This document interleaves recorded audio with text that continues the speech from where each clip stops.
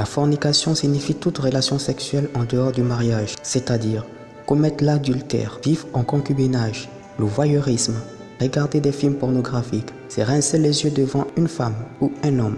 L'homosexualité. Dieu punit très sévèrement ce péché de la fornication par la mort si on ne se répand pas.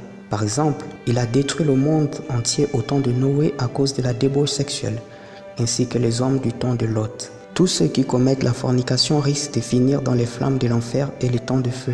Numéro 2.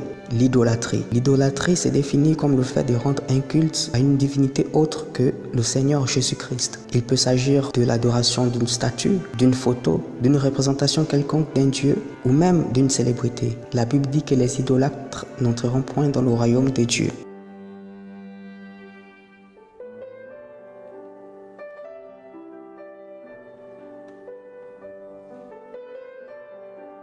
Numéro 3. La rancune ou le non-pardon. La rancune, c'est vouloir rendre le mal par le mal qu'on vous a fait. Quelqu'un de rancunier ne sait pas pardonner et à cause de ça, Dieu ne peut pas aussi pardonner ses péchés. Jésus a dit, si vous ne pardonnez pas aux hommes leurs offenses, Dieu aussi ne vous pardonnera pas vos offenses. Et en conséquence, un rancunier n'entrera pas au paradis. Numéro 4. Le mensonge.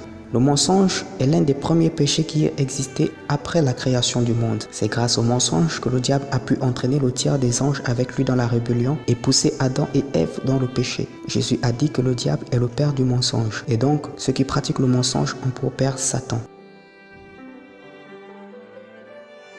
Le blasphème contre le Saint-Esprit. Nous trouvons ce péché dans Matthieu 12 au verset 31.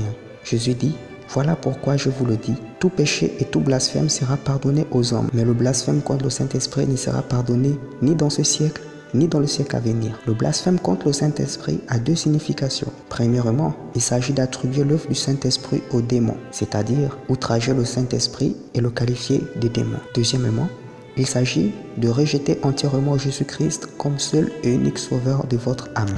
Numéro 6. L'orgueil.